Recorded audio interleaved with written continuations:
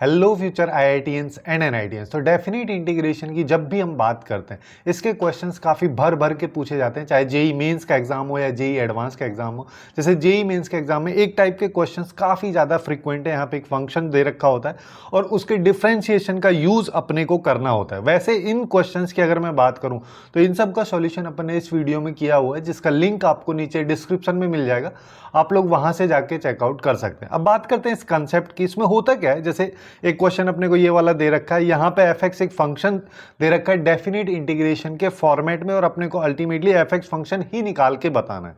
अब इस तरीके की जब भी इक्वेशंस दे रखी होती है जहाँ पे डेफिनेट इंटीग्रेशन का यूज होता है, अल्टीमेटली अपन यहाँ पे दोनों साइड में डिफ्रेंशिएट करते हैं।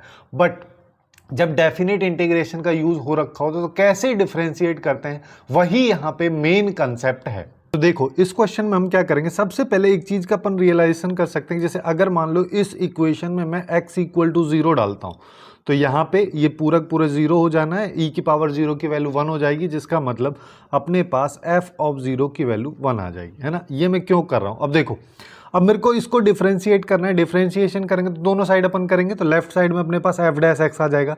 राइट साइड की अगर आप बात करोगे तो इसमें कैसे करते हैं, देखो सबसे पहले अपने को यहाँ पे वेरिएबल फाइंड आउट करना रहता है। जैसे यहाँ पे अगर वेरिएबल देखोगे तो हम एक्चुअली में t के रेस्पेक्ट में इसका इंटीग्रेशन कर रहे हैं, जिसका मतलब इसका वेरिएबल t होगा।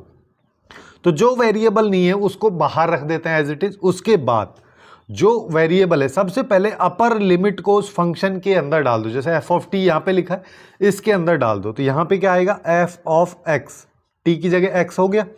उसके बाद में इसी के साथ मल्टीप्लाई करके मेरे को डिफरेंशिएशन करना है उस अपर लिमिट का।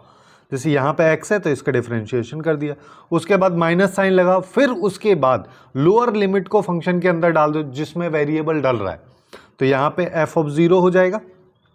फिर उसके बाद d by D x of 0, ये अपने को करना है, प्लस e की पावर x तो इधर लिखा ही हुआ है ऑलरेडी, है ना, क्योंकि उसका डिफरेंशिएशन करोगे तो वो e की पावर x ही रहने वाला है। तो अब मेरे पास क्या आ रहा है, यहाँ पे आ रहा है f dash x equal to e की पावर x, ये वैल्यू पूरा 0 हो जाएगी तो अपने पास इंटू fx आ गया प्लस e की पावर x, जिसमें से e की पावर x अगर कॉमन ले लोगे तो fx प्लस 1 अपने पास आ रहा है। तो मैं ऐसा बोल दूँ f dash x divide by fx plus 1 is equal to e की पावर x, ये अपने पास में आ रहा है। अब देखो दोनों साइड अपन इंटीग्रेट कर देते हैं। इंटीग्रेट कर दिया, जिसमें इस वैल्यू को मैं कुछ मान लेता हूं, फॉर एग्जांपल इसको z मान लो, तो अपने पास क्या आएगा, f dash x dx is equal to dz। अच्छा एक चीज का ध्यान और है यहाँ पे रखना है कि यहाँ पे dx आएगा, यहाँ पे भी dx आएगा। अब सिंस मैंने इतना कर दिया तो ये क्या हो जाएगा, ये हो जाएगा dz by z equal to e की पावर x प्लस c। इसको मैं डायरेक्ट लिख दे रहा हूं। अब यहां से आ जाओ तो यहां से अपन बोल सकते हैं ln z की वैल्यू लिख देता हूं fx प्लस 1 और इक्वल टू यहाँ पे e की पावर x प्लस सी, ये अपने पास में वैल्यू आ रही है। अब मेरे को c की वैल्यू फाइंड आउट करनी है, अगर fx की वैल्यू अपने को निकालनी है, जिसको निकालने के लिए अपने को ये वाली कंडीशन जो है इसका यूज कर लेते हैं। x की जगह 0 डाल दो, f ऑफ 0 की वैल्यू 2 अपने पास आ जाएगी, तो यहाँ पे इसकी जगह 1 लिख दूंगा, है ना, सॉरी 1 लिख दूंगा, तो ln की वैल्यू यहाँ fx प्लस 1 की वैल्यू 2 आएगी, तो ln 2 आ गया, प्लस इक्वल में यहाँ पे आ जाएगा e की पावर x, मतलब ये 1 हो गया प्लस ये c, तो c इज इक्वल टू आ गया ln 2 माइनस 1। इसके बाद इन वैल्यूज को डायरेक्ट अपन इसमें रख देते हैं। जैसे यहाँ पे ln मतलब log विद बेस e और यहाँ पे हो जाएगा fx प्लस 1, ये इक्वल में हो जाएगा अपने पास में e की पावर x हो गया, प्लस यहाँ पे आ जाएगा ln 2 माइनस 1, ये अपने पास में है।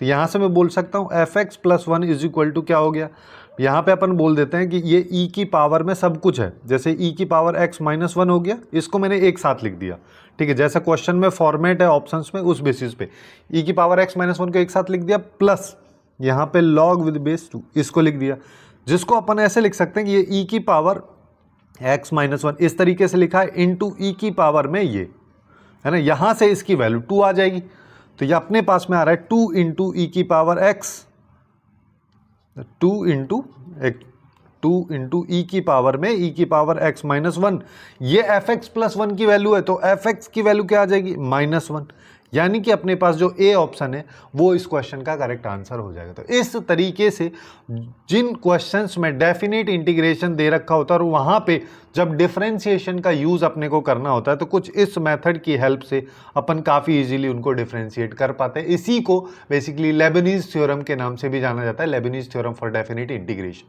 सो आज के लिए बस इतना ही। Hopefully you guys find it useful, and if you find it useful then please do like, share and subscribe.